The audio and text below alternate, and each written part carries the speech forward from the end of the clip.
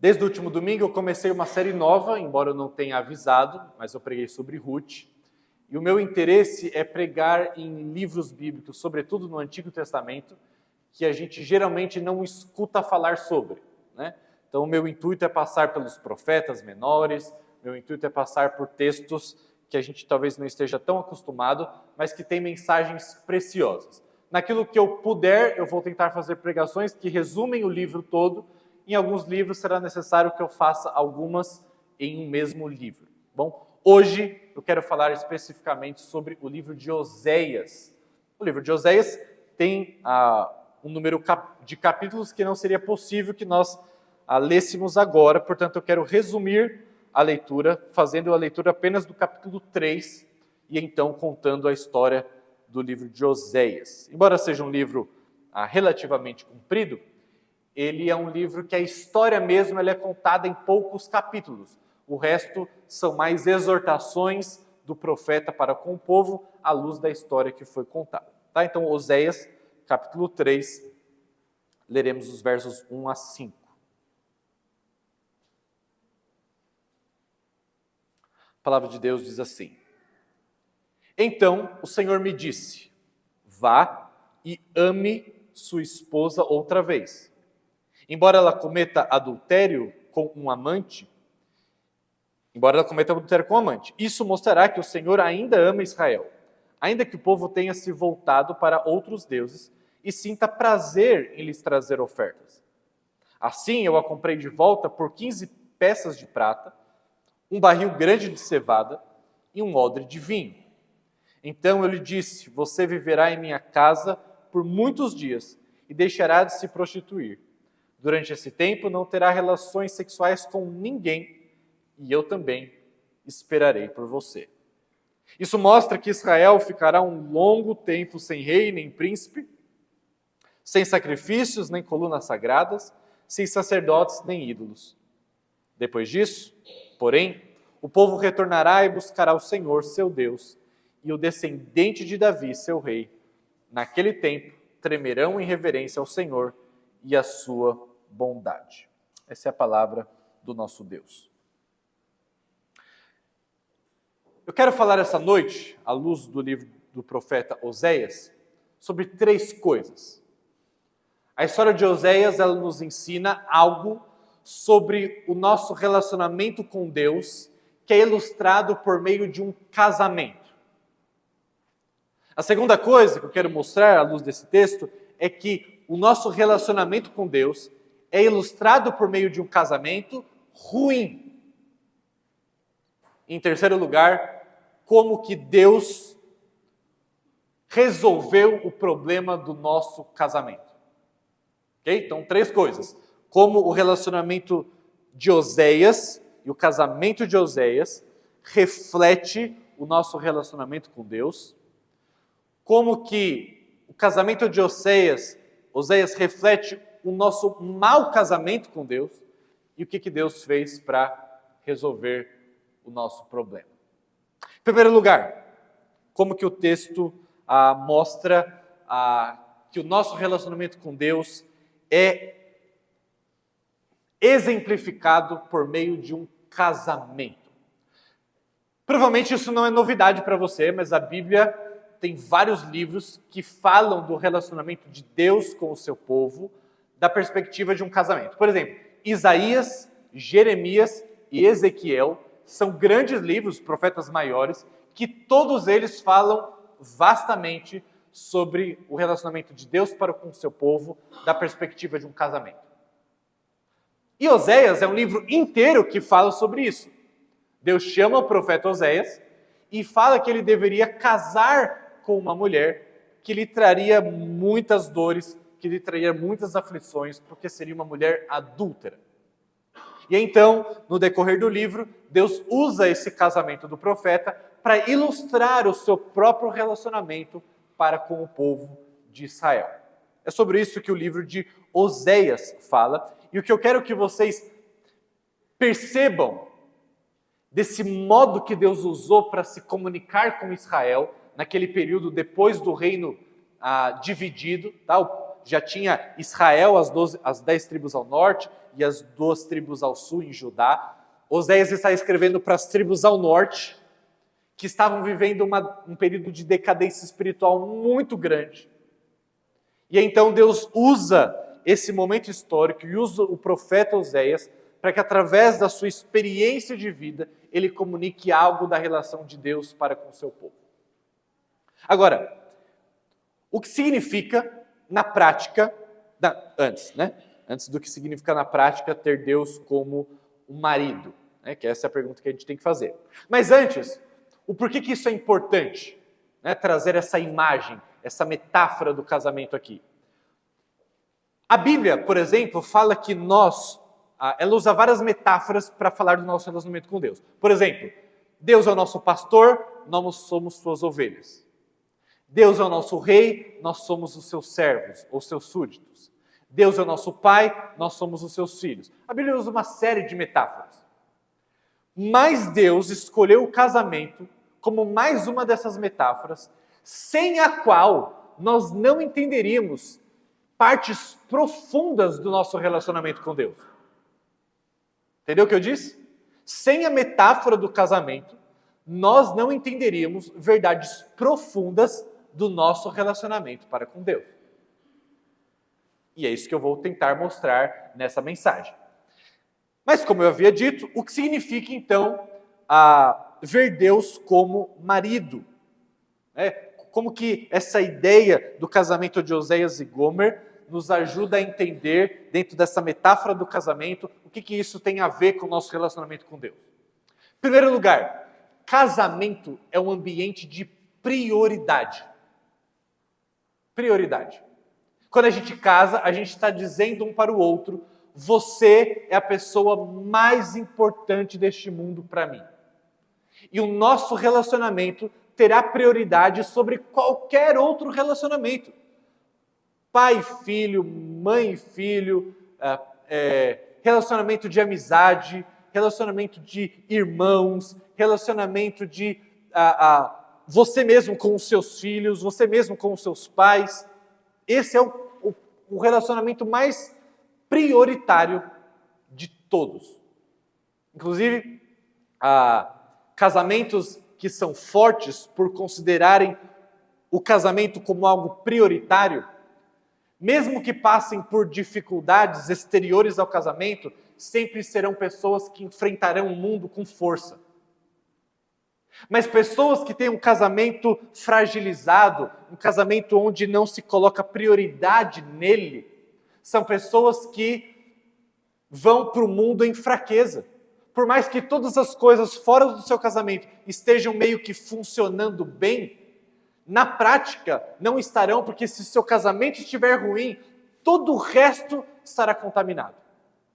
E ao mesmo tempo, se o seu casamento estiver forte, se há prioridade no casamento, por mais que todo o resto ao seu redor esteja desmoronando, você vai enfrentar isso com força.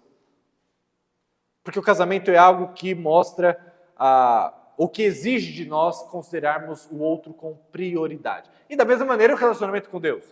Deus usa o casamento para simbolizar o relacionamento conosco, porque esse relacionamento deve ser prioritário na nossa vida. Nada deve vir antes dele.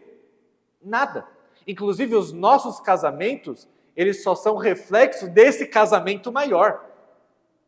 Portanto, Deus usa a metáfora do casamento para mostrar que o relacionamento que temos com Ele é uma questão de prioridade. Em segundo lugar, o casamento também é um ambiente de intimidade.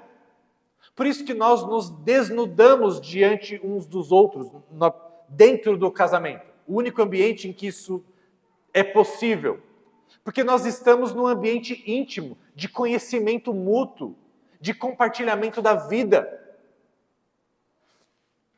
Você já parou para pensar que você consegue enganar os seus pais sobre quem você realmente é?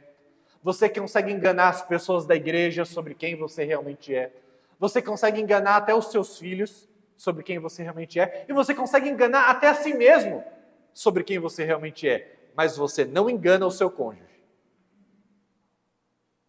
O seu cônjuge que vive com você, ele sabe quem você é. Porque é um relacionamento de intimidade.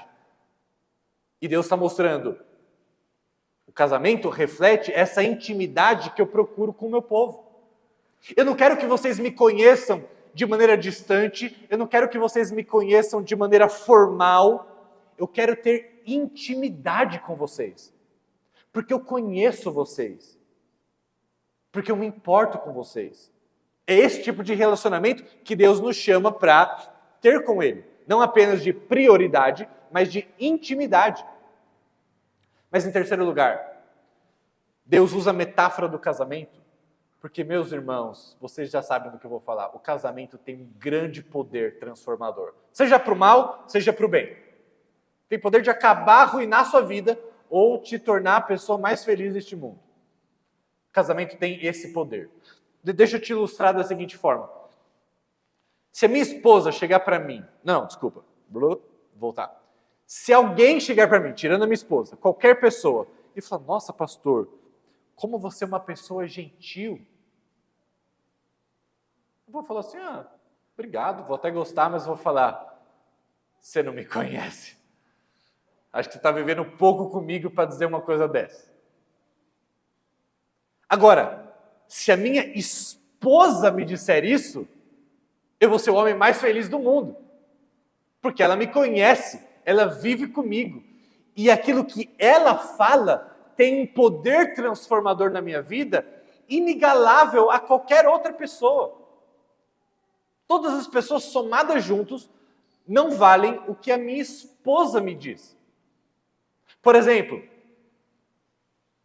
se todo mundo me acha bonito e a minha esposa me diz que eu sou feio, vocês acham que eu vou me achar como? Feio. Mas se ela me acha bonito, enquanto todo o resto do planeta me chama de feio, eu vou me achar bonito. É o poder transformador que a pessoa com a qual você se relaciona dentro do casamento tem sobre você. Aquilo que ela fala importa muito mais, ou pelo menos deveria. Ela ou ele, né, no caso.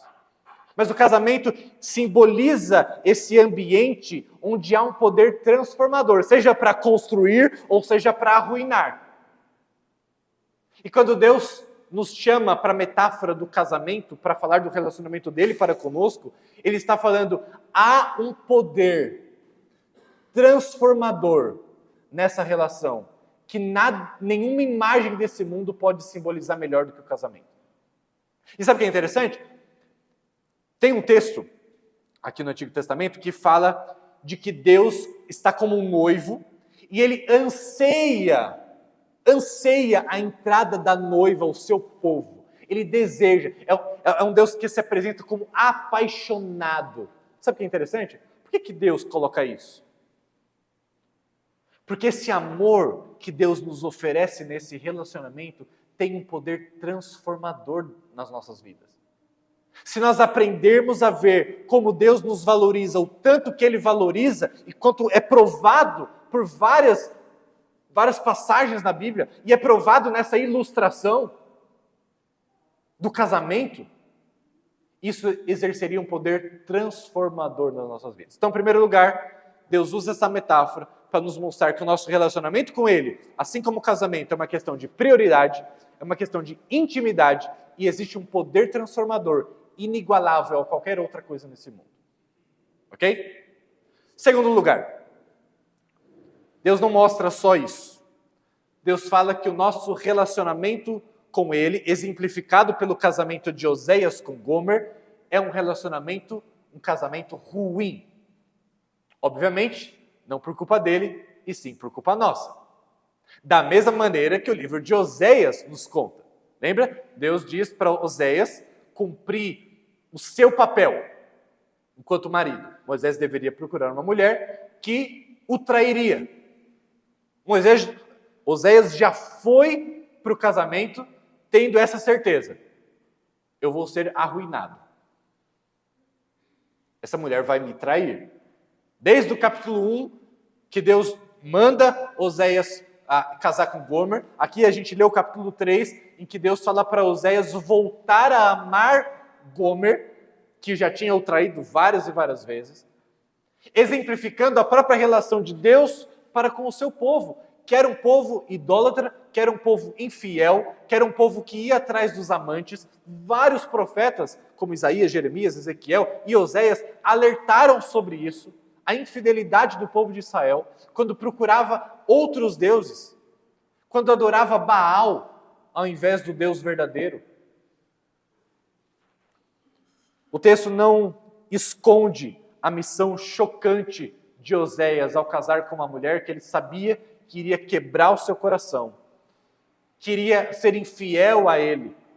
E é interessante que o livro de Oséias, ele começa mostrando, né? Oséias casa com Gomer, eles começam a ter filhos, o terceiro filho, inclusive, significa não meu filho. Gomer continua sua vida de adultério. Gomer, em algum momento, abandona Oséias, vai para fora de casa, foge com um amante. Gomer vira uma prostituta. E Gomer, inclusive, dentro desse cenário que nós nos encontramos no capítulo 3, Gomer está sendo anunciada publicamente, está sendo leiloada, provavelmente em alguma praça pública, para que as pessoas comprassem. Ou seja, ela tinha se degradado ao ponto de, até mesmo o amante com o qual ela fugiu, tinha o abandonado, tinha colocado ela para venda. Olha o estado dessa mulher, olha o estado desse homem que está vendo a mulher com a qual ele se casou naquelas condições. Mas por que eu estou falando sobre isso? O drama da infidelidade de Gomer para com Oséias, essa imagem simbólica de um casamento quebrado, ela é útil para nós, porque com ela nós percebemos pelo menos duas coisas. A primeira delas, a imagem do casamento quebrado e infiel de Gomer e Oséias, nos mostra, em primeiro lugar, algo sobre Deus. Deus fala que ele é ferido pelo seu povo, da mesma maneira que um marido é ferido por sua esposa infiel. Deixa eu ir mais profundo nessa analogia. Pensa assim, quando seu filho, se você é pai ou mãe, te desobedece, você sofre de um jeito. Certo? Nós sofremos. Nós até às vezes nos enraivecemos. Quando um servo é rebelde para com o seu senhor, também esperamos o mesmo tipo de reação. Quando uma ovelha desobedece ao seu pastor, uma reação um pouco diferente do resto. Mas quando Deus usa a metáfora de marido e mulher, ele está indo muitas camadas mais profundo. Quando ele compara o nosso pecado, não meramente como a desobediência de um filho para com o pai, ou de uma ovelha para com o seu pastor, ou de um servo para com o seu rei, ele está falando, o seu pecado para mim não é uma mera questão de desobediência, é uma questão de traição. Irmãos, se tem uma dor que eu quero passar desse mundo sem sofrer, é ser traído. E eu acho que você pensa da mesma maneira. E quem já foi, sabe muito bem do que estamos falando. Que coisa terrível! A gente não foi criado para isso. Que dor angustiante você ser uma só carne com alguém e essa pessoa então se unir com outra. Quanto isso nos devasta, quanto isso nos destrói, e não é à toa que destrói. Agora, sabe o que é interessante? Deus está dizendo, vocês não entenderão o seu relacionamento para comigo, enquanto vocês não entenderem que o que vocês fazem contra mim equivale a uma traição. Oséias, você está sentindo isso? Oséias, você está percebendo o que é estar nessa condição? Então, Oséias, é isso que eu passo com o povo de Israel, há muito tempo. Deus não está ilustrando apenas um bom casamento, Deus não está falando apenas sobre intimidade, sobre prioridade, poder transformador. Deus está mostrando o que vocês fazem comigo quando vocês adoram qualquer outro Deus além de mim. Quando vocês estabelecem que dinheiro é mais importante para vocês do que o nosso relacionamento, vocês estão me traindo. Quando vocês se preocupam mais com a carreira de vocês, quando vocês se preocupam mais com a família de vocês, quando vocês se preocupam mais com a autoimagem, com o conforto, com a segurança, quando vocês se preocupam com qualquer coisa neste mundo mais do que a mim, vocês estão me traindo e é esse tipo de sofrimento que vocês me causam. É isso que Deus está dizendo.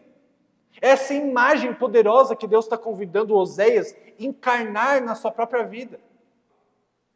E Oséias, como bom profeta, entendeu isso e estava comunicando isso para o povo de Israel. Mas mais do que isso, mais do que você entender o que acontece com Deus quando nós pecamos contra Ele, nós devemos entender algo sobre nós mesmos. Percebe? Gomer é a ilustração de quem nós somos. Gomer é uma mulher infiel. Parece que em vários momentos de Oséias, parece que é uma mulher fora de controle. É uma mulher que ela não consegue mais dizer não para os seus impulsos. Uma mulher muito bem amada que termina sendo vendida porque ela não soube controlar os seus impulsos, e esses somos nós. Pessoas infiéis, pessoas que, como várias vezes os profetas acusaram Israel, nós nos espreitamos nos caminhos à procura dos nossos amantes, dos nossos ídolos. Ídolos que nos prometem felicidade, mas só nos entregam destruição. E Deus claramente está dizendo para o povo de Israel, olha, da mesma maneira que Gomer tem uma vida devastada, porque os amantes podem prometer muitas coisas, mas no final das contas ela está sendo vendida nas praças. Da mesma maneira, quando vocês optam por ídolos, os ídolos vão oferecer muitas coisas, mas eles vão exigir a sua alma. Eles não podem trazer satisfação, eles não podem trazer um amor que lhes completa. Portanto, Deus está mostrando que quando nós adoramos qualquer Deus que não o verdadeiro, portanto adoramos ídolos, Deus está dizendo, você está fazendo a sua alma aquilo que um viciado faz com o seu corpo. Se destrói. E a consequência disso é decepção e escravidão.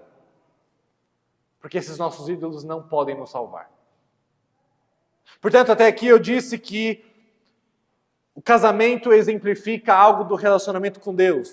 Prioridade, intimidade, poder transformador. Mas o nosso mau casamento também reflete o nosso relacionamento com Deus. Isso reflete o quanto Deus sofre pelas nossas traições, não apenas por nossa desobediência, é traição. E nós somos como Gomer, pessoas jogadas ao nosso próprio vício, aos nossos próprios desejos insaciáveis. Mas eu quero terminar esse texto mostrando como Deus curou o seu casamento e o que isso lhe custou. O texto que nós lemos diz, no versículo 1, o Senhor me disse, Oséias, vá e ame a sua esposa outra vez. Outra vez, porque ele já disse para ele amá-la lá no capítulo 1, mesmo depois de toda a traição que nós somos expostos até aqui, Deus diz para ele amá-la outra vez, embora ela tenha cometido adultério com um amante. Isso mostrará que o Senhor ainda ama Israel, ainda que o povo tenha se voltado para outros deuses e sinta prazer em lhes trazer ofertas. Deus está dizendo claramente, Oséias, não desista de Gomer. E aqui, irmãos, claramente Deus está dizendo, Oséias, você tem 1001 razões para querer se divorciar. Mas vai buscá-la. Não desista dela. E alguns poderiam já imediatamente falar assim, então esse texto está ensinando que não há fundamentos bíblicos absolutamente nenhum para qualquer tipo de divórcio? Eu não quero nem entrar no mérito. Não é sobre isso que o livro de Oséias fala. E se Oséias soubesse que nós estamos interpretando desse jeito, ele ficaria extremamente decepcionado, porque o casamento dele não foi criado para isso. O casamento de Oséias foi criado para ele representar um outro casamento.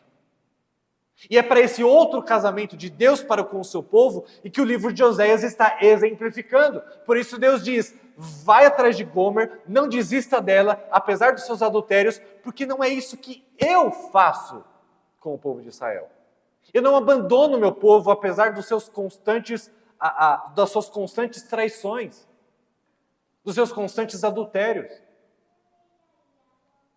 É sobre isso que Deus está falando. E aí, meus irmãos, eu quero convidar vocês para uma cena muito terrível. Lembra que eu disse que Israel estava muito contaminado pelos costumes dos povos, porque Israel tinha se misturado, Israel tinha abandonado o Senhor, estava servindo a Baal. E muito provavelmente, então, Israel adquiriu os mesmos costumes do povo, claro, nesse aspecto de vender alguém em praça pública e as pessoas leiloarem, oferecerem dinheiro para comprar pessoas. Isso era uma coisa terrível. E o que acontecia naquela época, quando mulheres eram leiloadas desse jeito, muito provavelmente elas estavam nus. Porque quem estava oferecendo dinheiro precisava ver o que estava levando para casa. Imagina essa situação. Gomer, uma mulher que tinha sido casada, amada por seu marido, de repente começa a traí-lo, de repente foge de casa, abandona o seu marido, que é um agravante da situação. Se você é traído, mas a pessoa se arrepende e continua com você, é uma coisa. Agora, você já é traído e a pessoa ainda te abandona, foge com um amante, são camadas de dores, sim, inexplicáveis.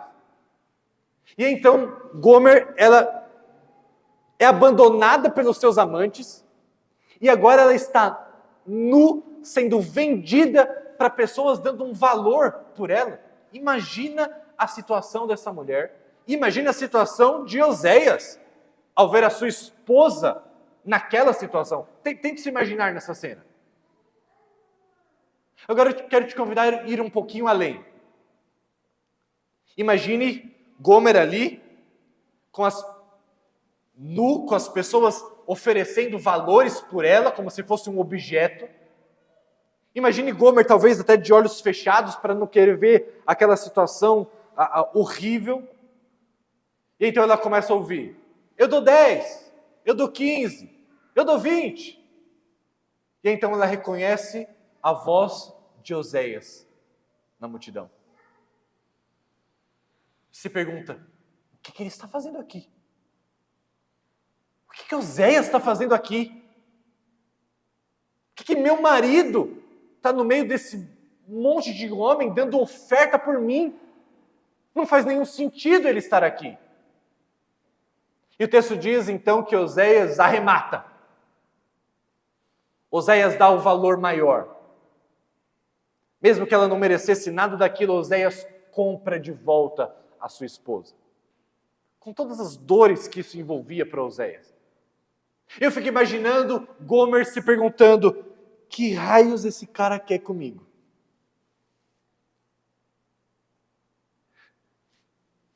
Imagina eles indo para casa. Provavelmente Oséias tenha coberto ela com algum casaco, alguma coisa para cobrir a sua nudez. E ela ali envergonhada, imaginando por que esse homem fez isso.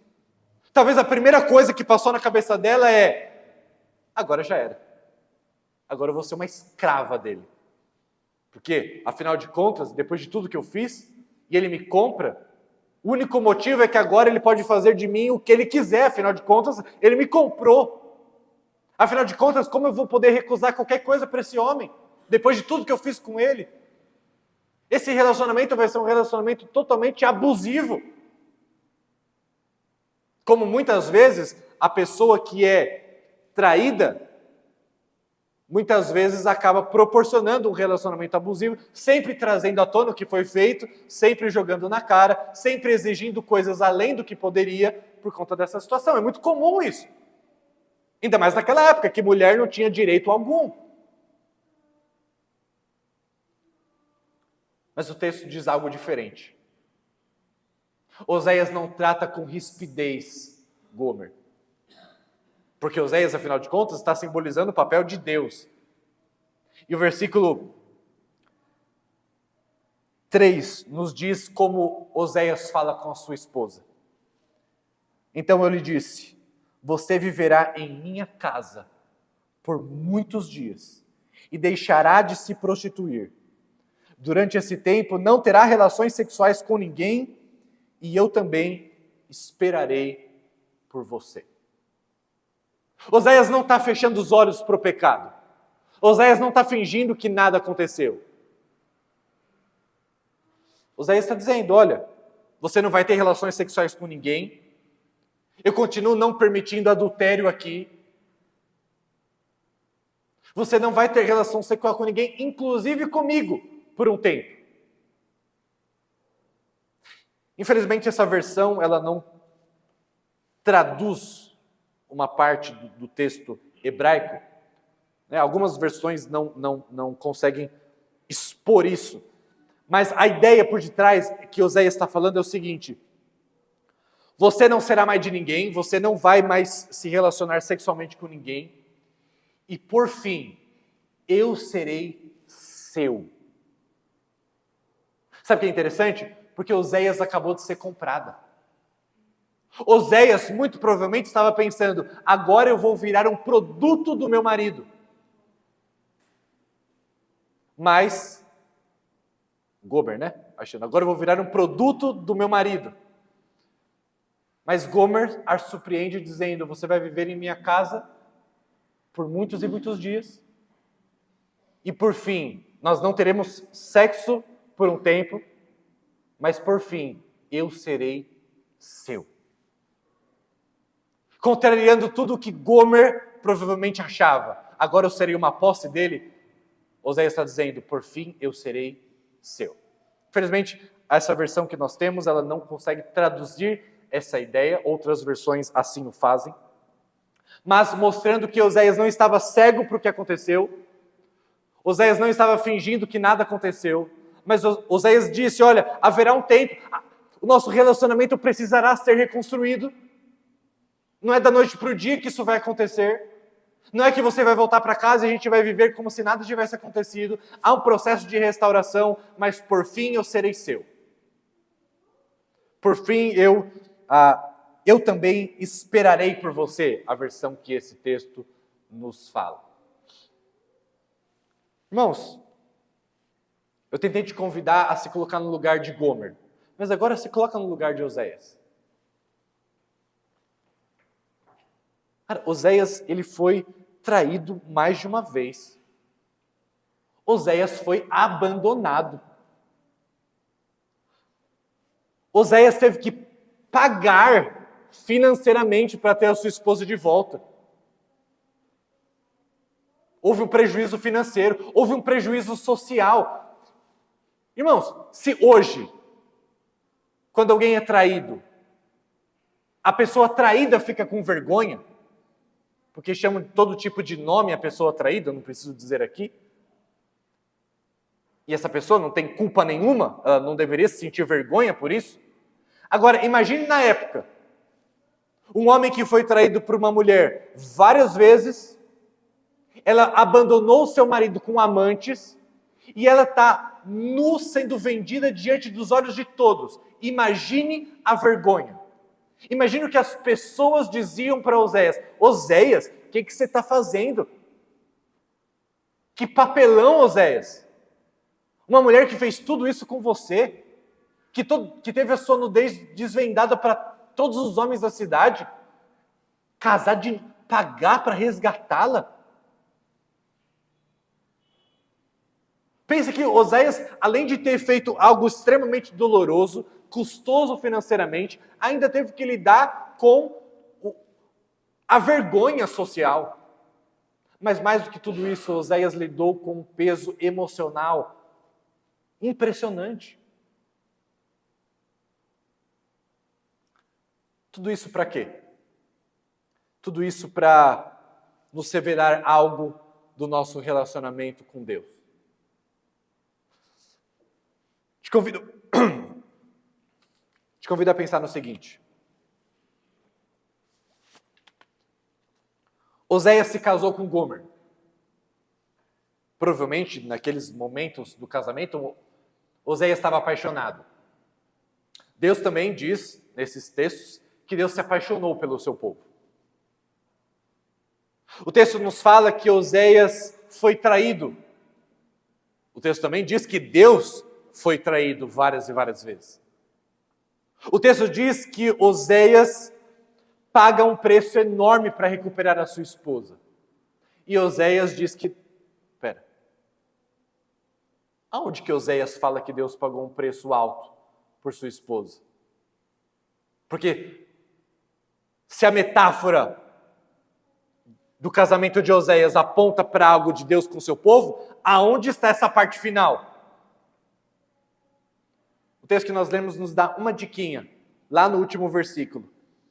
No versículo 5 ele nos diz, depois disso, depois desse tempo em que Israel ficará sem rei, nem príncipe, nem sacrifício, Israel ficará numa situação complicada, depois disso, o povo retornará e buscará o Senhor seu Deus, e o descendente de Davi, seu rei. Só uma curiosidade aqui. No texto em hebraico não tem descendente. É só rei Davi. Você fala, mas peraí. Então o tradutor aqui encaixou o descendente aqui? Vou te explicar por que essa é uma tradução interpretativa. Como é comum na Bíblia, tá bom?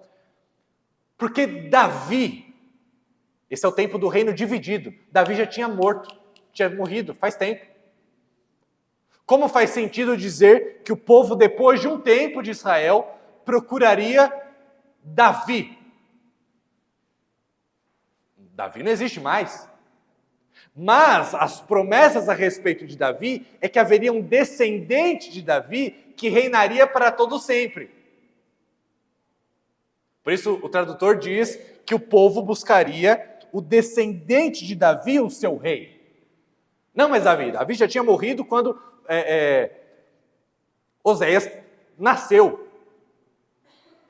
Mas eles buscariam o descendente de Davi. Você sabe de quem eu estou falando? Você sabe quem é o descendente de Davi? O Messias, aquele que se senta no trono por toda a eternidade. E quando o próprio Jesus veio a este mundo, lá em Mateus capítulo 9, Jesus diz aos seus amigos, os amigos do noivo jejuam enquanto o noivo está com eles. Lembra quando foram atrás de Jesus para falar, os seus discípulos não fazem jejum? Aí Jesus falou, mas eles são os amigos do noivo. Os amigos do noivo fazem jejum? O que Jesus está falando ali? Jesus está dizendo, a única pessoa em todo o Antigo Testamento que é chamado noivo do povo de Israel é o próprio Deus. E Jesus diz, eu sou o noivo. Não faz sentido eles jejuarem. Eu sou o próprio Deus. E o mais interessante, Jesus veio para entregar a sua vida por uma esposa infiel. Eu e você, a igreja. Ele não se apaixonou por uma esposa bela. E mesmo assim, Jesus veio e teve um alto custo. Ele pagou o maior preço que poderia ser pago. E ao invés de nós, ele sofreu a vergonha sendo exposto nu numa cruz, diante de todos, para que ele pudesse nos comprar. E ele nos oferece um amor restaurador. Ele nos oferece uma redenção. Meus irmãos, essa não é só uma metáfora bonita. Jesus fez literalmente isso. Jesus nos comprou, nos resgatou, nos chama de sua esposa. E nós, como maridos, devemos amar da mesma maneira, como Paulo diz lá em Efésios capítulo 5, entregando nossa vida por nossas esposas. Portanto, Deus em si mesmo pagou o sacrifício para nos resgatar da vergonha da nossa idolatria, do nosso pecado, do nosso adultério espiritual. Eu quero terminar com algumas aplicações bem rápidas. A primeira delas é: você está sofrendo hoje? Tem alguma área da sua vida que está desmoronando? Por que eu estou perguntando isso? Deus chamou Oséias para uma vida muito sofrida. Deus não chamou o seu profeta para uma vida fácil, igual muitos acham por aí. Ser profeta de Deus é viver uma vida tranquila, fácil, de mordomia. Mas sabe o que é interessante? Deus chamou Oséias para isso, mas Deus fez de Oséias um profeta, porque na metáfora do casamento, Deus ensinou para Oséias coisas preciosas. Oséias aprendeu e Oséias ensinou. E hoje nós estamos sendo abençoados pela visão que Oséias teve a partir do sofrimento que ele passou. Oséias tem a nos ensinar até hoje coisas que ele sofreu na sua pele e ele ilustrou no seu próprio casamento, o casamento de Deus para com o seu povo. Ou seja, quando nós sofremos, nós podemos aprender lições preciosas com Deus, sobre Deus, para abençoarmos não apenas a nossa própria vida, mas para abençoarmos a vida de outros. Outros foram e continuam sendo abençoados por meio daquilo que Deus fez na vida de Oséias, mesmo que tenha gerado muito sofrimento. Talvez hoje você também tenha algum problema no seu casamento. Talvez você esteja hoje tendo que lidar com algum adultério, alguma infidelidade. E Deus pode estar te chamando para ser um profeta dele. A reconhecer coisas do seu relacionamento com Deus que você não perceberia de outro modo. A se enxergar na história de outro modo. A ser exercitado por Deus a amar de um modo que você não imaginaria que era possível amar. A ensinar para outras pessoas à luz daquilo que Deus tem feito. Mas, em segundo lugar, essa história nos ensina a termos uma perspectiva correta do nosso casamento terreno. Nosso casamento terreno é sublime, muito importante, mas enquanto nós não entendermos que o nosso casamento terreno, ele serve apenas como um vislumbre do nosso casamento celestial, que esse sim não tem data para acabar, nós nunca conseguiremos lidar no casamento de maneira correta. Ou nós valorizaremos demais, mais do que o nosso próprio Deus, portanto, idolatria.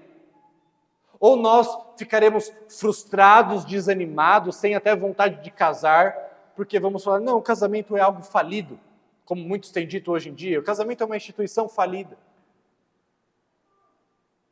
Porque não entendem a preciosidade do casamento. E como há um equilíbrio quando eu entendo que o casamento ele serve para representar um casamento maior. Mas ele não é o casamento maior. Mas ainda assim, ele é precioso, porque ele ilustra algo maior. Isso deveria fazer com que nós nem sejamos muito pessimistas e nem muito otimistas enquanto casamento. Entender que o casamento serve o seu propósito. E que Deus se mostra através dele.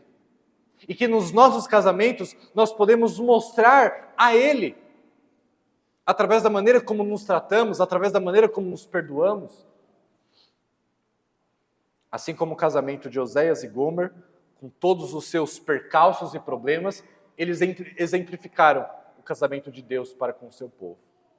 E por último, todos nós precisamos experimentar esse amor tão profundamente. Esse amor de um Deus que enviou o seu Filho para morrer em nosso lugar, para que nós sejamos resgatados e transformados. Se você nunca fez isso na sua vida, então não espere para amanhã. Receba esse amor que você talvez tenha procurado a vida inteira em outros lugares, sem jamais ter encontrado. É esse amor que você precisa. Mas se você já encontrou esse amor, nós precisamos de cerimônias de renovação da aliança. Nós precisamos dizer, Deus, temos sido infiéis. mas somos alcançados pelo seu perdão. E nos comprometemos de novo e de novo com uma vida de fidelidade ao Senhor.